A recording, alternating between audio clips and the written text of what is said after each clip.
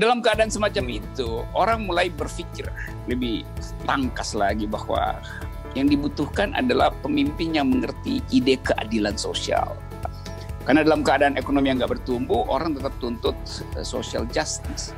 Nah, itu yang ingin saya edarkan hari ini, supaya dari awal pemimpin 2024 harus mulai dengan ide radikal, yaitu social justice.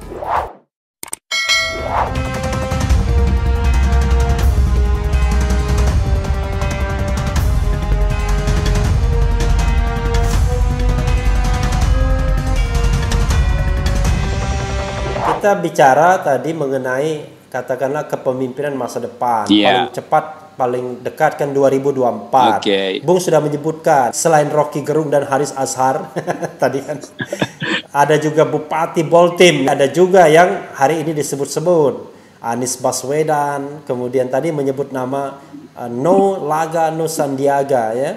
Menyebut juga walaupun tanpa menyebutkan nama Gubernur Jawa Barat, Gubernur Jawa Tengah. Persoalannya, Bung, kalau kita bicara tentang katakanlah the power of money in politics, ya kan? Kekuatan uang di politik.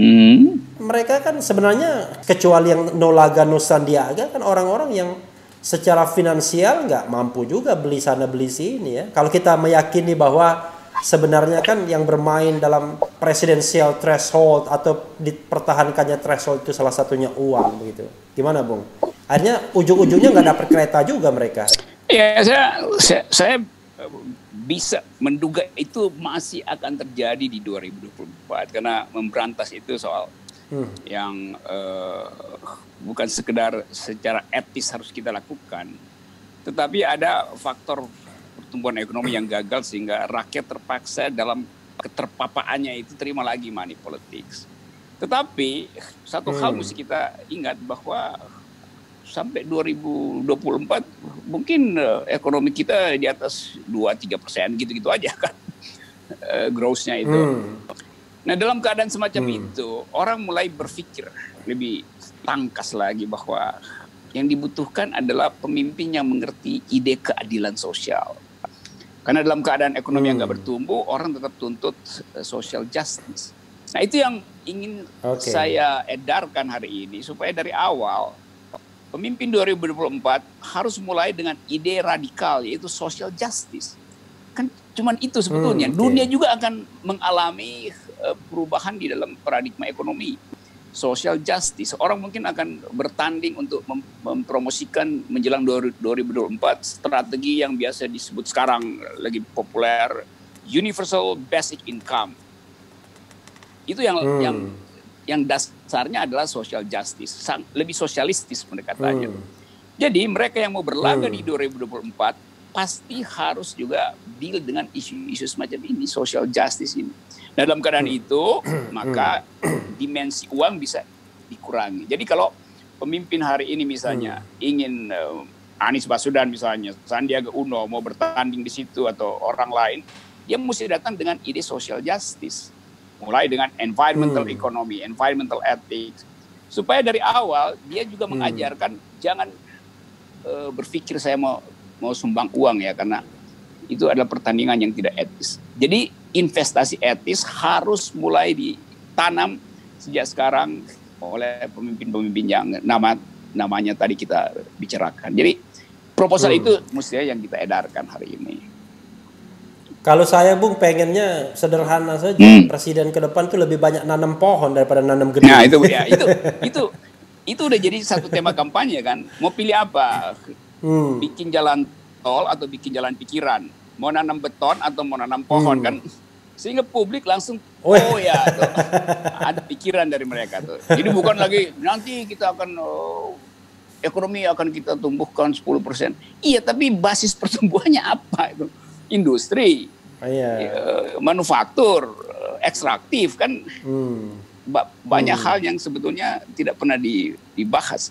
Nah, dalam rangka itu perlu satu suasana masyarakat yang argumentatif, di argumentative society. Nah, channel kita hari ini, channel cerdas bersama Refli Harun, itu adalah keren cadas.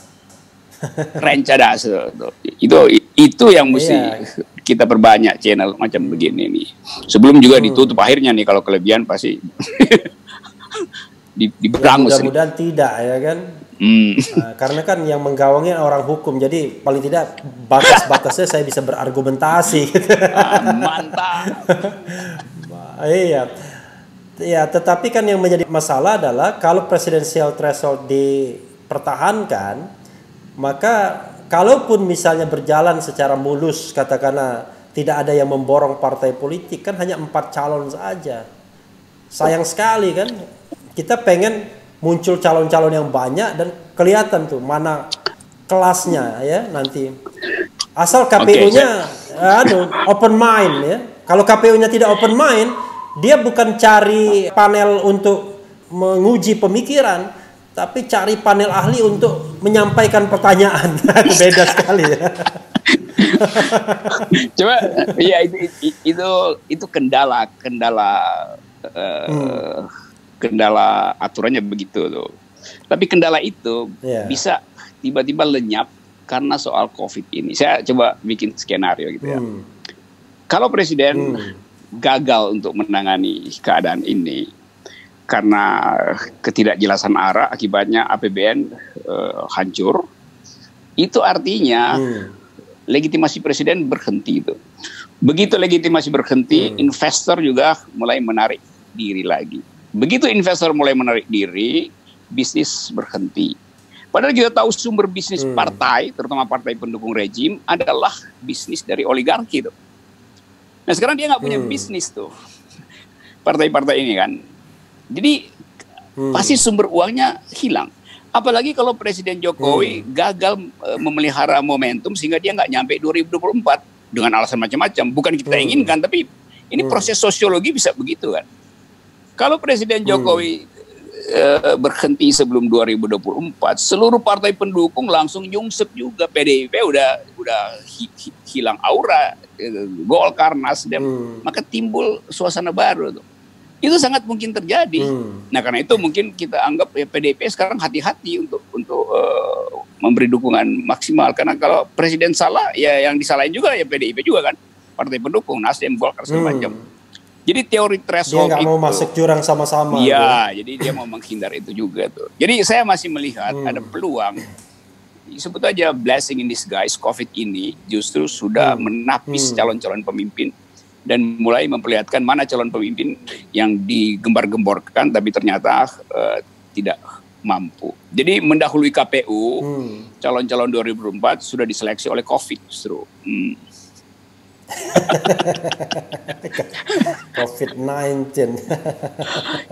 Gara-gara Bung dan masyarakat lainnya sering menyebutkan nama Anies ya, Ridwan Kamil. Ya.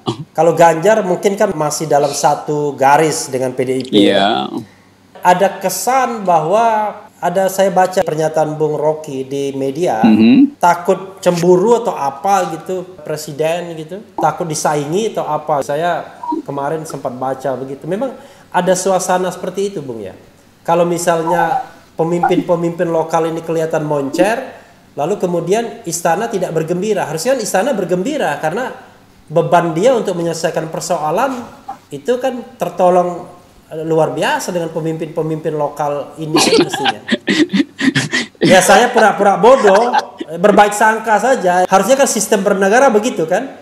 Makin bagus bupati, wali kota dan gubernurnya, tugas pemerintah pusat kan makin ringan. Tapi kok terkesan makin bagus bupati, wali kota dan gubernurnya, tugas pemerintah makin berat, makin belingsatan. Kira-kira begitu. Kenapa tuh, Bung? Iya, kalau pemimpin daerah makin bagus dan kebagusan itu adalah turunan dari penghargaan pada presiden, ya mestinya presiden gembira.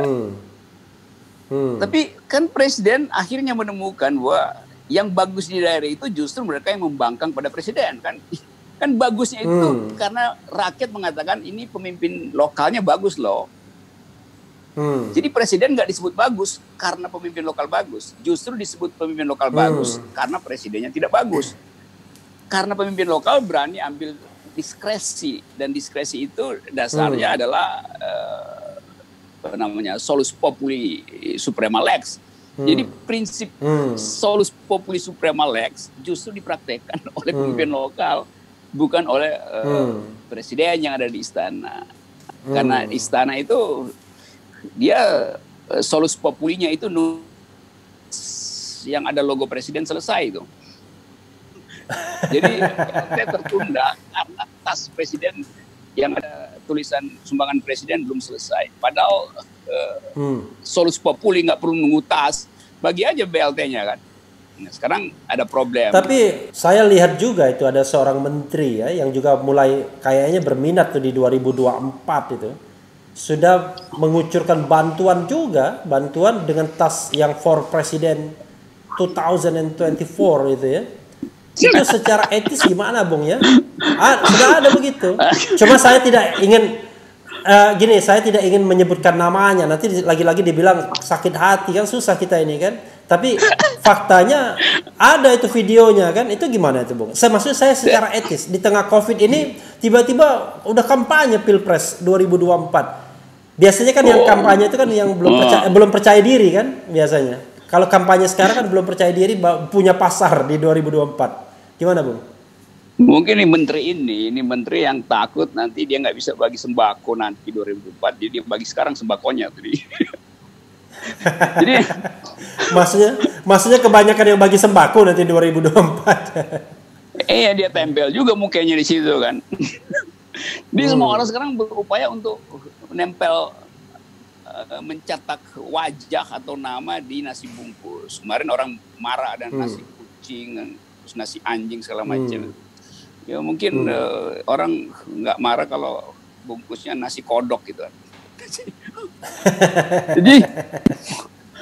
Jadi inilah soalnya sebetulnya tuh, mau punya ambisi tapi nunggang pada krisis kan lucu kan. Sehingga orang juga akan hitung bahwa ini orang ternyata bukan menteri, tetapi orang yang mencari keuntungan secara terselubung. Nah, di dalam keadaan semacam ini orang masih nggak peduli, silakanlah mau nasi siapa, yang penting tahan lapar, bisa mencegah kita kelaparan. Jadi si menteri ini juga dungu, dianggap orang akan ingat siapa yang ngasih. Orang sekarang dia nggak akan ingat siapa yang ngasih. Dia butuh dari manapun BLT itu dia akan terima karena soal kelaparan. Jadi momentumnya kacau itu. Jadi ini apa nih menteri apa saya nggak tahu tuh. Pokoknya menteri. Cuman ya memang kan kita berbaik sangka Bung, ini kan bulan puasa. Ya mungkin saja ada orang yang ngisengin itu. Tapi kok ngisenginnya niat banget tuh ngasih sembako gitu. Artinya kok ngisengin tapi ngeluar biaya. Maksudnya kalau nanti kan dibilang, wah itu bukan saya, itu orang lain. Maksud saya kalau memang betul orang lain, kok orang lain tuh isengnya berbiaya gitu loh. Saya nggak mau tuh ngisengin orang lain harus keluar duit gitu ya. Itu. Atau mending kita tempel muka kita sendiri aja kan. Siapa tahu pemilihan RT RW kita menang. Iyalah. Atau mungkin ada pikiran bahwa ini nggak akan berlanjut di 2024. Jadi mending tanam sejak sekarang aja tuh. Bisa tiba-tiba 2020 gitu. Akhir ada kekacauan, namanya belum muncul. Jadi dia akan diingat sebagai dicalonkan oleh COVID. Dia dicalonkan oleh COVID. Berhasil lulus dari COVID dia ya. Padahal jadi itu orang lulus dari COVID sama lulus dari kokpit itu susah itu Bung. Kalau lulus dari kokpit kan berarti hebat dia. Ruangan yang kecil tapi dia tetap berpikiran luas tuh. Tapi sekarang kokpitnya kosong tuh. Karena ya pilotnya lumpuh, gimana ya. Saya ingin tanya hal lain ya. Ini pertanyaan umat yang tadi awalnya tipu kan, titipan pertanyaan umat, tapi kita sudah mengarah kemana-mana ngalor ngidul. Ini sobat era sekalian, ngomong sama Bung Rocky ini tanpa skenario, ngalor ngidul nggak karuan saja. Jadi tadinya kita mau ngeset tipu, tapi kemudian tiba-tiba udah dicecar saja ya, dialog cerdas cara Refli ya. Tapi jangan diambil R-nya Bung ya, nanti dialog cerdas cara Rocky bisa juga kan. Tapi yang ini sudah saya patenkan ini. Karena bangsa kita kan biasa itu niru-niru ngambil pikiran orang diakui kan begitu kan, susah juga. Ini yang cermat aja, nah, cermat itu cerdas secara umat. Oh, cerdas secara umat. Tapi saya pengennya dicecar biar lebih ada jab-jabnya kan. Nah, saya ingin ngomong frankly speaking ya mengenai Bung Rocky dan umat. Ya, umatnya M-nya double. Banyak sekali itu umat menginginkan Bung Rocky convert to one religion. Oh, itu isu. Iya, itu komentar Bung Rocky gimana? Sebelum saya mau bicara kedekatan Bung Rocky dengan kelompok-kelompok kanan gitu. Kan ada soal selalu orang melihat satu sinyal dan ingin agar supaya sinyal itu dibikin terang. Nah, saya selalu memisahkan antara private issue dan public issue. Public issue mesti terang benderang itu. Private issue kalau dibawa ke ruangan publik dikasih keterangan public reason, dia justru jadi lenyap. Jadi saya selalu pisahkan itu. Saya mengerti psikologi publik karena seolah-olah menganggap udah sekalian aja satu kali gerak soal privat diselesaikan, soal publik selesai. Nah itu secara taktis itu justru yang berbahaya karena isu bisa pindah loh. Isu publik itu bisa hilang. Terus orang cecer soal isu privat itu. Tuh 2 minggu seluruh talk show cuma soal yang begituan, soal agama, soal itu. Yang diuntungkan justru adalah kekuasaan karena mereka merasa oke, isu sudah beralih. Jadi jangan sekali-sekali juga masuk dalam jebakan kekuasaan. Itu juga bisa jebakan kekuasaan.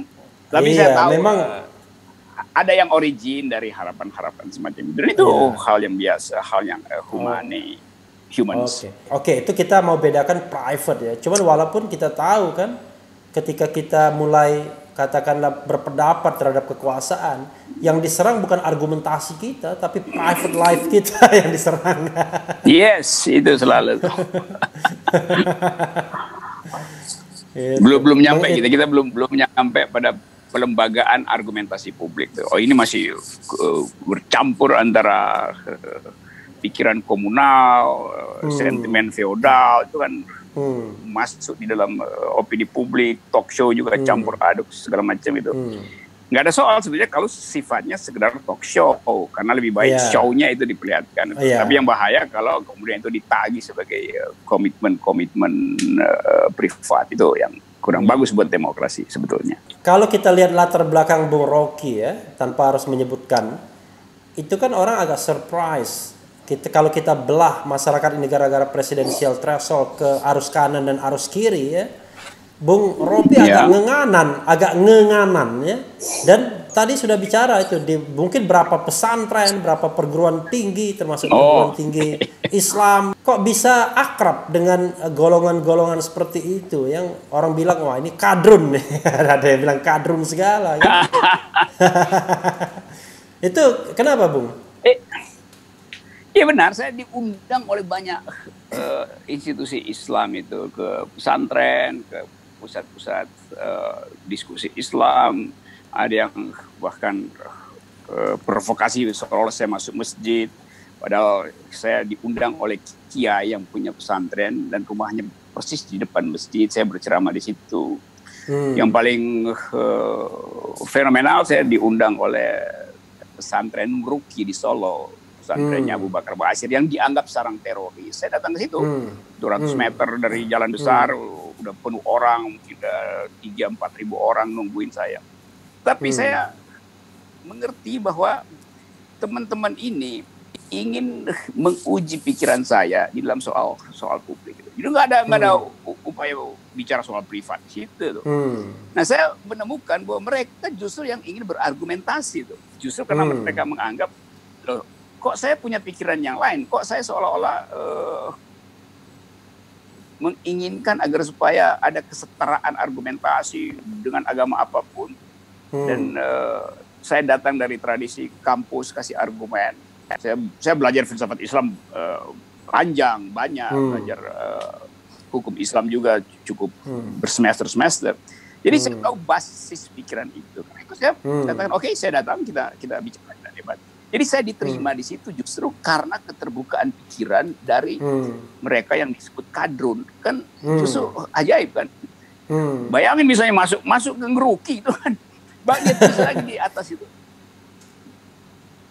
bersama Rocky di ngeruki itu kan kemampuan naratifnya hebat banget yang nggak mungkin ditemukan di tempat lain. Lalu kaum cebong pada waktu itu namanya cebong dan sekarang juga masih marah, merasa bahwa saudara Rocky permainkan identitas primordial. Lalu saya bilang saya diundang oleh mereka dan mereka ingin berdebat dengan saya. Kalian nggak mau undang saya karena takut berdebat kan? Itu soalnya kan. Nanti Bung Rocky kalau ada talk show, saya sarankan namanya ngeruki cara Rocky. Jadi ngeruki itu adalah sebuah wilayah bahwa kita ngobrol ya kan, yang intelek, yang bisa menerima perbedaan, yang argumentatif. Kata ngeruki itu bukan kata yang disandingkan dengan yang negatif tapi positif. Ngeruki cara Rocky. Saya kasih kuliah umum di Gontor, Universitas Gontor. Universitas bertaraf internasional. Juga isinya adalah argumentasi, benar-benar. Dan itu 3 lantai itu penuh, pakai CCTV segala macam. Setelah itu bersahabat aja, saya tanda tangan buku di situ dan diterima sebagai sahabat berpikir loh, bukan sahabat masuk surga, itu urusan lain. Karena urusan politik adalah urusan berpikir. Jadi ngeruki itu nanti ngebangun argumentasi. Kalau rukinya sudah saya dapat tuh, Rocky untuk kita. Ya kan? Kan? Jadi Rocky untuk kita, rukinya. Tapi nge-nya tinggal ngebanyol, ngebangun, tinggal dicari aja yang pas gitu ya. Tapi nanti orang plesetin ngedumel ya kan? Karena nge itu bisa apa aja dipakai. Bung, soal lain lagi ya. Kalau kita balik ke COVID-19 ya, saya ngomong mengalir saja, ngalor ngidul tanpa juntrungan.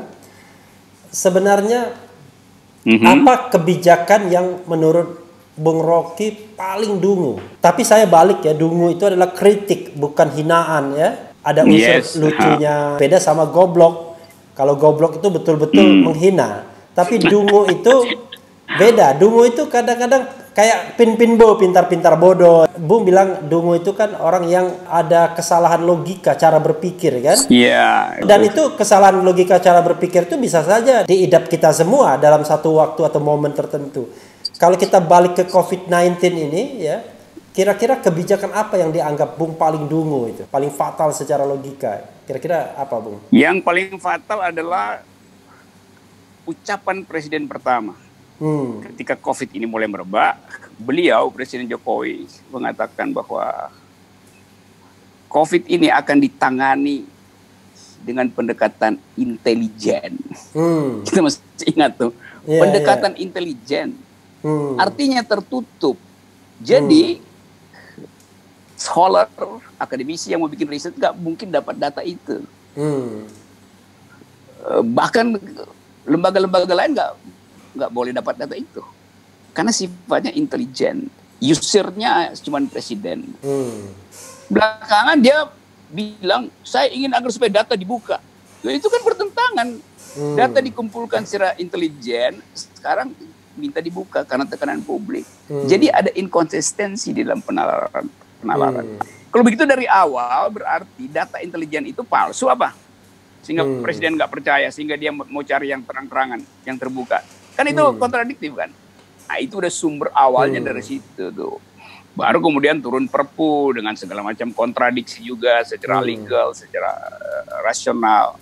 Jadi seluruh kebijakan ini betul-betul kebijakan yang gagal nalar sebetulnya.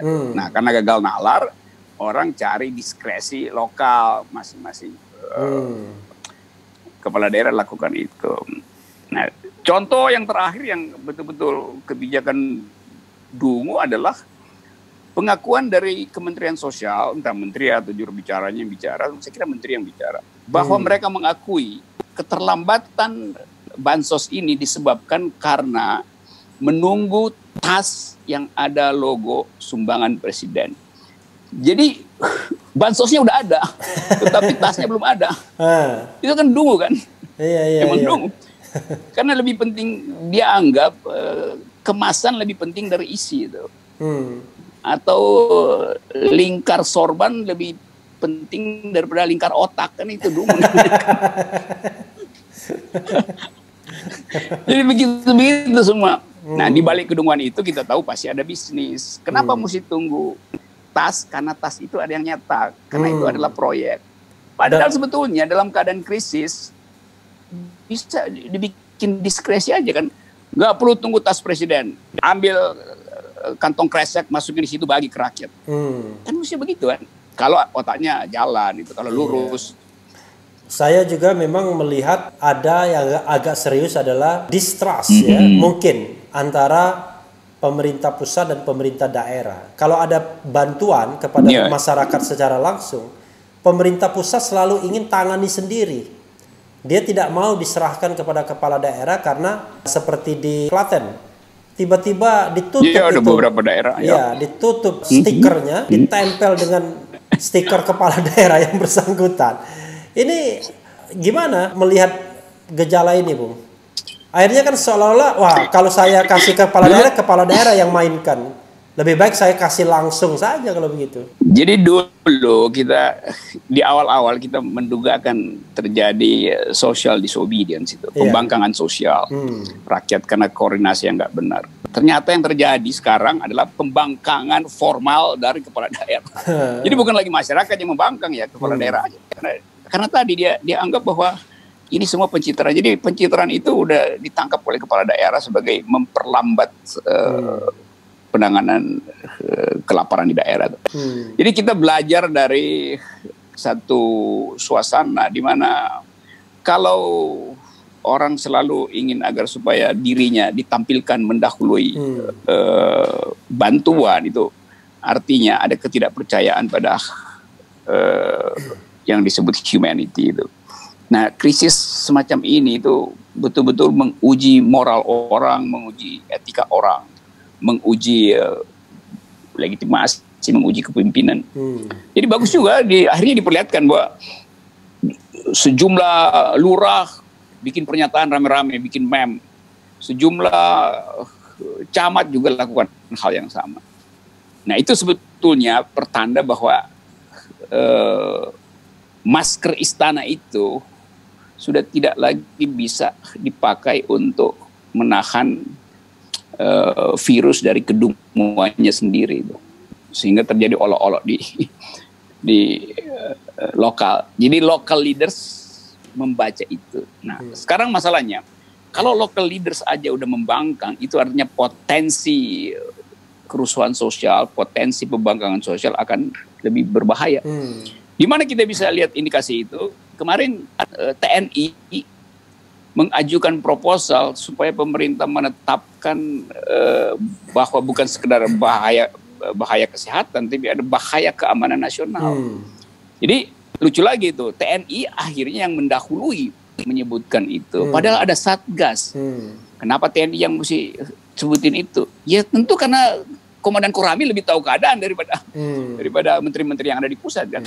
Jadi ini ketegangan-ketegangan yang semacam ini yang menunjukkan bahwa memang legitimasinya hancur di istana itu. Stok moral istana saya kira udah habis sebetulnya. Kalau mendengarkan ngomong soal istana ya, Bung Rocky semuanya 100% negatif. Nah, saya ingin menghibur juga orang yang hatersnya Bung Rocky ya. Sebenarnya kalau kita mau lihat secara lebih mendalam misalnya, kira-kira ada nggak program atau statement yang paling cerdas yang pernah dikeluarkan oleh pemerintahan ini, sehingga kita bisa melihat jejaknya bahwa di balik istilah Bung Rocky tadi kedunguan gitu, sebenarnya yang cerdas juga banyak ya. Bisa sebutkan contohnya, Bung? Pasti sulit memang, tetapi harus sebutkan. Kasih waktu saya kira-kira 2 tahun untuk mengevaluasi keadaan, baru saya bisa sebutin. Ini sungguh-sungguh yang saya bisa berupaya carikan, tapi saya nanti akan berbohong itu. Yang itu cerdas, yang ini. Yang ada adalah atau dia dungu atau dia separuh dungu. Dan kan parameternya begitu. Jadi nggak ada satupun yang bisa meyakinkan saya bahwa ada kebijakan yang keluar karena kalkulasi rasional, tidak dipengaruhi oleh kepentingan oligarki, tidak dipengaruhi oleh bumpungisme, oleh moral hazard. Semuanya adalah semacam itu. Jadi saya nggak perlu minta maaf kalau saya katakan nggak perlu minta maaf. Memang dari awal terlihat bahwa kebijakan penanganan ini akan amburadul. Sampai sekarang kita nggak tahu apa yang data sampai sekarang kita nggak tahu. Nggak ada data. Bagaimana orang mau bikin riset, mau bikin penelitian, mau bikin perencanaan ke depan kalau datanya sampai sekarang presiden cuma bilang percepat, tapi nggak ada. Jadi blocking informasi itu kan mestinya satu. Yang boleh bicara itu adalah Satgas, karena di situ ruang komandonya. Tapi ternyata begitu, menteri ini bisa bypass keterangan Satgas, di antara menteri juga bisa saling bypass. Jadi sampai Pak Doni itu akhirnya keluar dengan memakai pakaian militer. Sebenarnya itu kan sinyal untuk mengatakan, kasih ke saya dong, saya ini komandan. Masa saya habis ngomong menteri bilang lain, terus menterinya habis ngomong menteri yang lain lagi bilang lain. Jadi kan dalam keadaan semacam itu nggak bisa kita temukan satu pernyataan yang bermutu kan. Iya, memang. Karena semuanya noise, bukan voice. Iya, memang masalahnya adalah terlalu banyak yang ingin cawe-cawe ya. Padahal kalau sudah dinyatakan darurat bencana nasional kan leading sektornya harusnya ya Doni Monardo itu sebagai kepala BNPB ya. Yes. Jadi panglima perang di lapangannya dia. Tetap panglima tertingginya presiden, tapi panglima perang di lapangannya di dia mestinya. Bung melihat nggak hitungan-hitungan non kesehatan itu lebih berpengaruh daripada hitungan kesehatan dalam masalah pemberantasan COVID-19 ini. Jangan-jangan berpikir wah ini harus proyek A, B, C harus jalan terus. COVID juga jalan, tapi yang itu jangan nggak boleh mati. Gimana Bung melihatnya? Memang itu yang terjadi kan dalam keadaan sumber ekonomi kita terbatas. Jadi presiden justru berpikir takut ini, takut itu. Kenapa dia takut ini, takut itu? Karena kan banyak kontrak yang sebetulnya harus diwujudkan dalam tahun ini kan. Jadi kalau dia terganggu, ya sumber dukungan finansial juga hilang. Di samping itu, mereka yang sudah menanamkan ide jauh-jauh hari di dalam soal semacam kartu prakerja justru ingin dapat keuntungan secepat-cepatnya sebelum APBN benar-benar habis. Jadi tetap ini bisnis yang di dalamnya banyak makelar itu. Nah, presiden akhirnya harus ya nguping kiri, nguping kanan, makelar sana bilang begini, makelar ini bilang begini. Maka dia muncul dengan kekacauan koordinasi.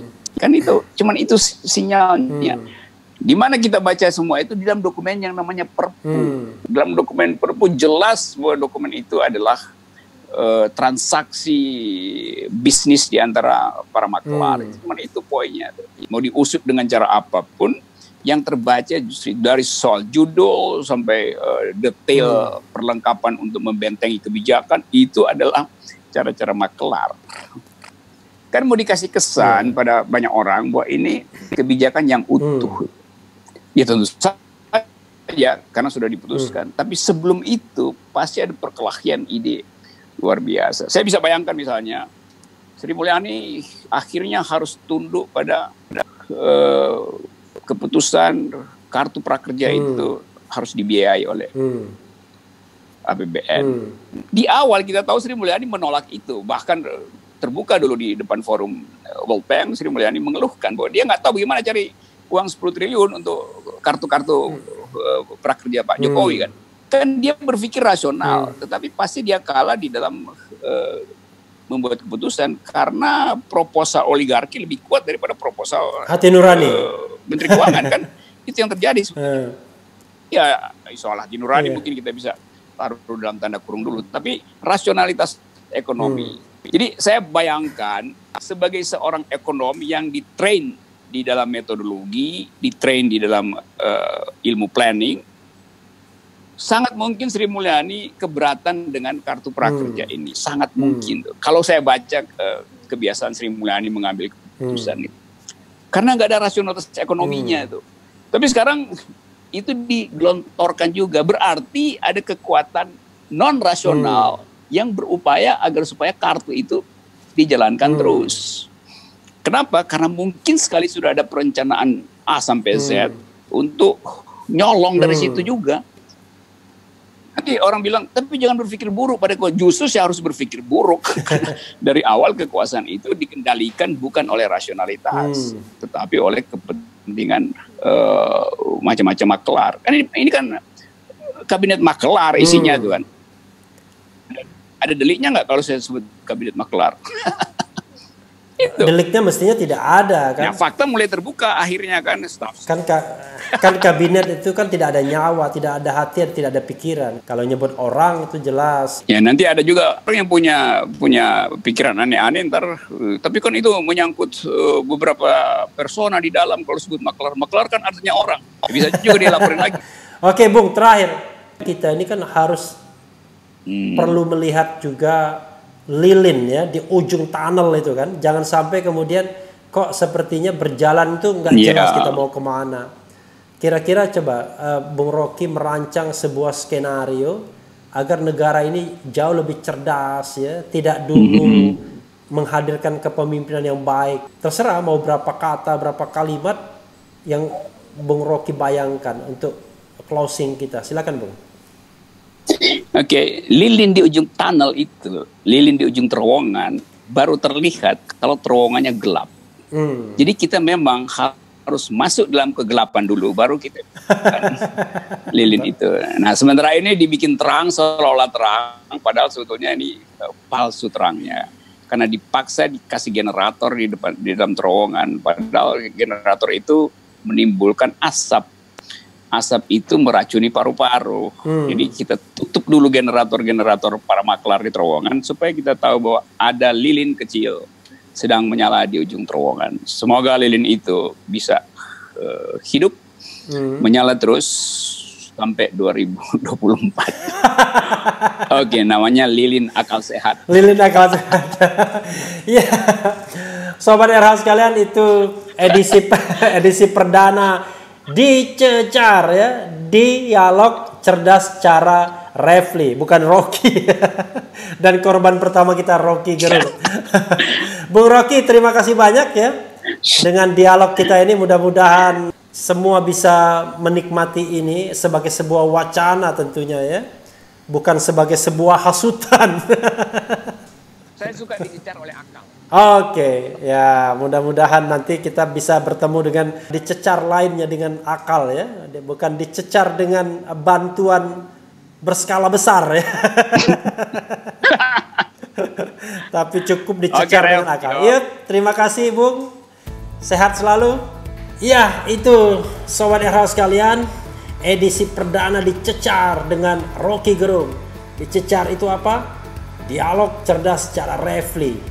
Jadi ini rubrik baru, program baru di channel yang keren cadas ini. Tetap di sini karena di sini Sobat RH bisa ditipu, dirayu, dibaperin, bahkan diuber di jalur khusus. Karena channel ini adalah channel yang mengancam, memeras dan membenci. Jangan lupa subscribe, like, comment, and share.